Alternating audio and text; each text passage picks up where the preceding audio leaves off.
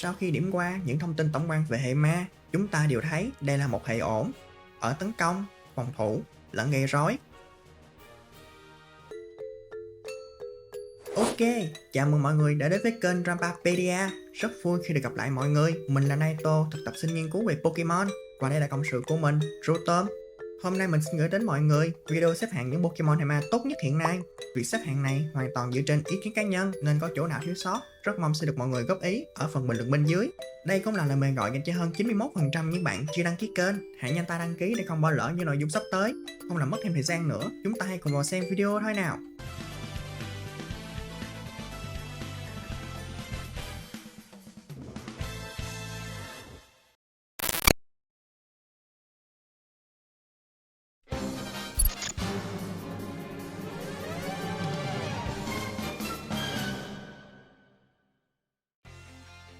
Số lượng Pokemon hệ ma không nhiều và cũng không có quá nhiều loại xuất sắc, dù đã xuất hiện từ lâu hay chỉ mới giới thiệu dạo gần đây, nhưng chính trong số ít này lại là những Pokemon tốt nhất.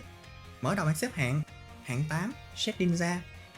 Shedinja vẫn đang là loài duy nhất mang song hệ bọ và ma, vô cùng độc đáo, nhưng đó chưa phải là tất cả. Điều làm nó trở nên khác biệt là ở đặc tính độc quyền, bảo hộ nhiệm màu. Nhờ vậy mà Shedinja sẽ chỉ nhận sát thương siêu hiệu quả từ 5 hệ, còn 13 hệ còn lại sẽ không thể nào làm mất đi một HP nào của nó, vì vốn dĩ HP của nó cũng chỉ có một. Mang theo giải băng hào khí thì được miễn phí thêm một máu nữa. Tất nhiên, nó vẫn sẽ siêu thoát khi gặp những trạng thái xấu hoặc ở trong thời tiết bão cát.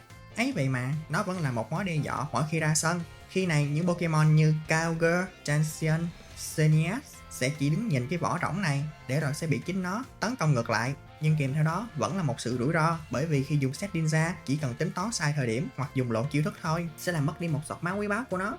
Ở hai bản game Scarlet và Violet, Shedinja đã bị cấm nhập cảnh ngay từ những ngày đầu tiên. Nhưng mọi người nghĩ sao nếu chúng ta cho Shedinja Terra thành hệ điện và đem vật phẩm bóng bay?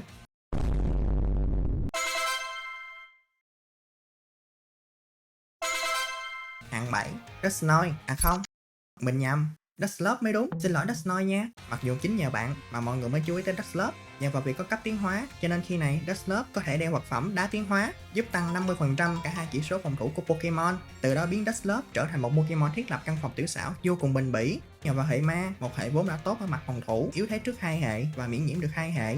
Bỏ bóp vào Dusclops là vô ích. Ngoài việc chống chịu tốt ra, nó còn có thể học được nhiều chiêu thức, vừa có thể hỗ trợ đồng đội lẫn quấy rối đối phương. Cho nên việc tung tăng trong căn phòng tiểu xảo đó với nó cũng dễ thở hơn. Bạn cố gắng tự set up chỉ số cho bản thân, xong rồi Dusclops bật xương đen một cái, khiến tất cả mọi công sức của bạn đổ sông đổ bể.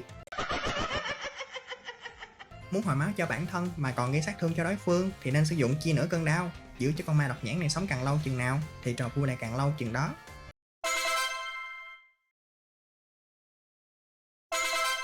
Hạng 6, Aegislash. Aegislash mang song hệ thép và ma, một song hệ được đánh giá là cực kỳ tốt ở cả hai mảng tấn công và phòng thủ. Aegislash sở hữu cho bản thân đặc tính độc quyền là đổi thế đấu, mang tới cảm giác như có hai Pokemon ở trong cùng một cơ thể. Khi sử dụng những chiêu thức tấn công, Aegislash thay đổi hình dạng sang hình thái kiếm cho tới khi đổi sang hình thái khiên. Bằng cách sử dụng chiêu thức Khiên Hoàng Đế, bộ chỉ số của nó cũng sẽ thay đổi tùy theo hình dạng. Với dạng hình thái kiếm, nó tấn công tốt ở cả vật lý và đặc biệt, còn khi ở hình thái khiên thì cũng lại cực kỳ bền bỉ ở cả vật lý và đặc biệt.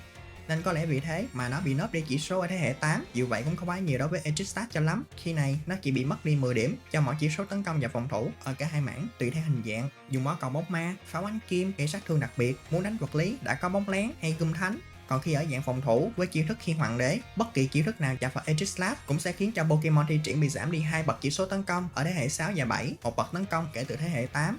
Nhờ vào những gì mà nó có, song hệ tốt, bộ chỉ số chuẩn chỉnh, bể chiêu thức phù hợp, Aegislash đã từng là một mối đe dọa một thời ở những bản game như XY, Omega Ruby và Alpha Sapphire.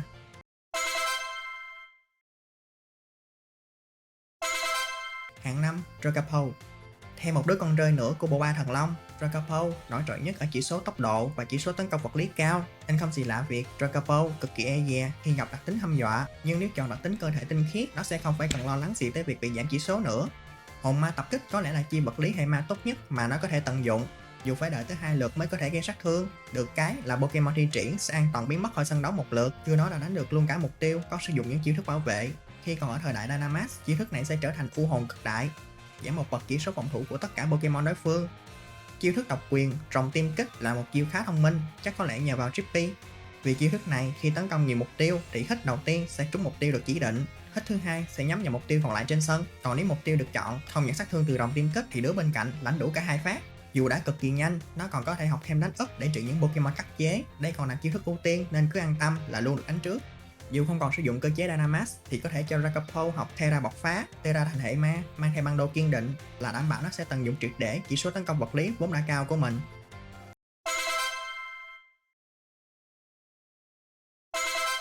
Hạng 4, Gholdengo. Gholdengo và Aegislash có nhiều điểm chung, như việc chúng đều sở hữu chung song hệ, đặc tính độc quyền khó đỡ, chiêu thức độc quyền ức chế hay điều mạnh ở mảng tấn công đặc biệt.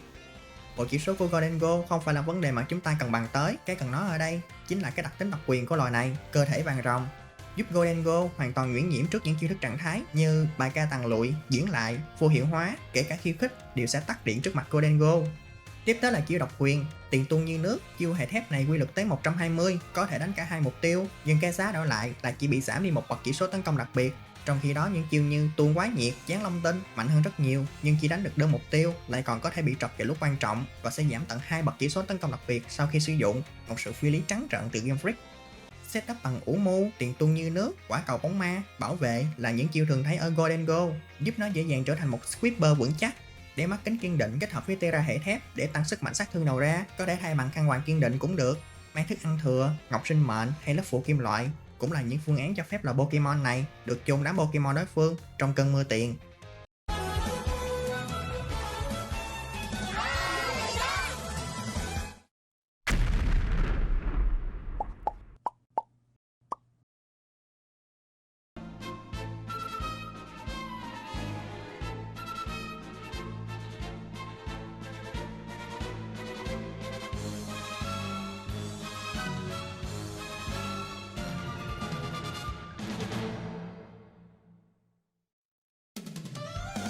Stone Junior.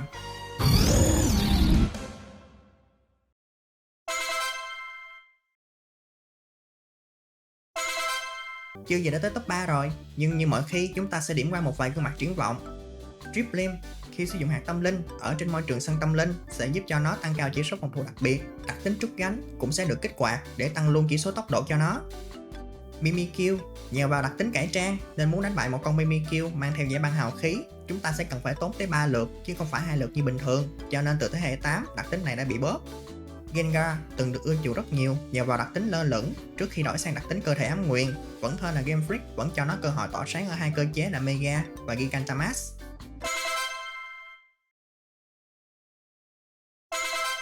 Hạng 3, Calyrex Shadow.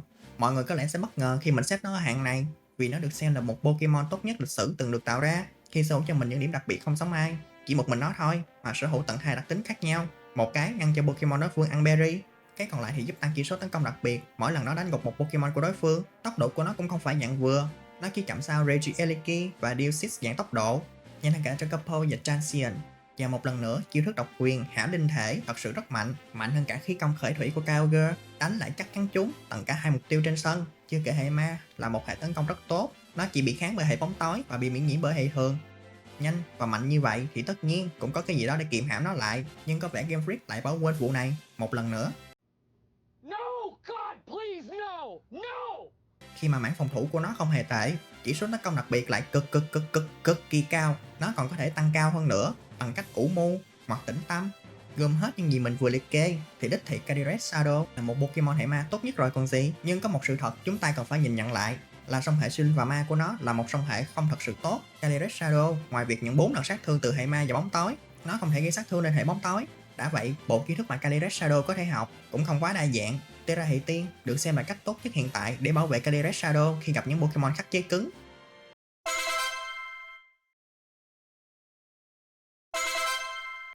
Vị trí A quân sẽ là Lunala, cũng mang song hệ cực kỳ phản chủ, tương tự như Calyrex Shadow. Tấn công hay tốc độ cũng thua xa con thỏ cưỡi ngựa này, không sở hữu đặc tính độc đáo như Calyrex Shadow, nhưng với bóng quế hộ mệnh, miễn là Lunala còn đầy máu thì sát thương mà nó nhận được sẽ bị giảm đi một nửa. Một phiên bản limited của nhiều lớp vảy, Lunala có thể dùng ánh trăng để tự hồi máu, hoặc nhờ vào đồng đội sử dụng những chiêu thức như viên phấn hoa, khí công trị liệu, sân cỏ dại, hoặc mang theo thức ăn thừa khi ở trên sân cỏ dại là phương án đảm bảo cho Lunala luôn luôn được đầy máu. Chùm tia ảnh nguyệt, chiêu thức độc quyền của Lunala, thua xa hãm đinh thể của Caliret Shadow, không thể gây sát thương diện rộng. Chiêu này của Lunala chỉ có thể tấn công đơn mục tiêu, nhưng nó vẫn khá là tốt vì sẽ luôn gây sát thương mặc cho đặc tính của Pokemon đối phương là gì. Dễ hình dung hơn, chúng ta có thể KO một con Mimikyu chỉ bằng một đòn chùm tia ảnh nguyệt. Kể cả Shedinja có tia ra hệ điện đi chăng nữa cũng không thoát khỏi số phận. Dùng tia sao băng, dù tốn 2 lượt mới tấn công đối phương, ở lại sẽ được tăng chỉ số tấn công đặc biệt. Muốn skip khâu này, có thể cho Lunala mang theo thảo mộc cường lực.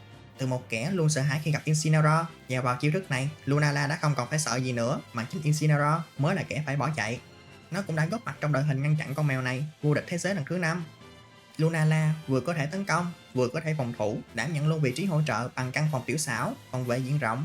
Bộ kỹ số của Lunala cũng minh chứng cho việc nó là một Pokemon đắc lực ở mọi vị trí.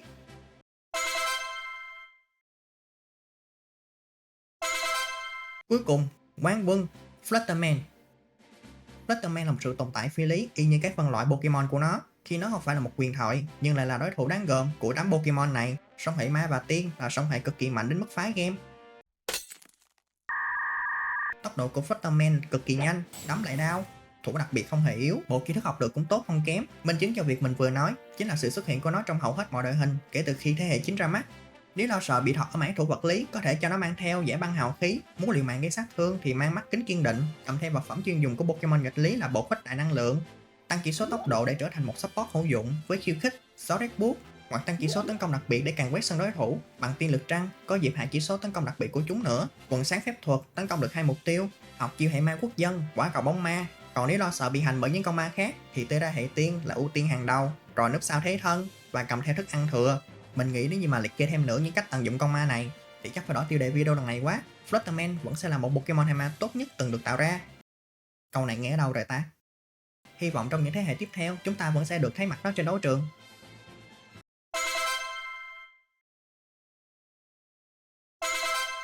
Và đó là bảng xếp hạng về những Pokemon hệ ma mà mình muốn gửi đến mọi người. Tuy số lượng ít nhưng chất lượng của hệ này thì khỏi phải bàn. Mọi người nghĩ sao về bảng xếp hạng này, hay có bảng xếp hạng nào riêng cho bản thân không? Xin comment ở phần bình luận bên dưới nha. Cũng như đừng ngần ngại chia sẻ những hiểu biết hay chiến thuật mà mọi người sử dụng với những Pokemon hệ ma. Cảm ơn mọi người đã xem hết video và giờ thì hẹn gặp lại lần sau. Bye.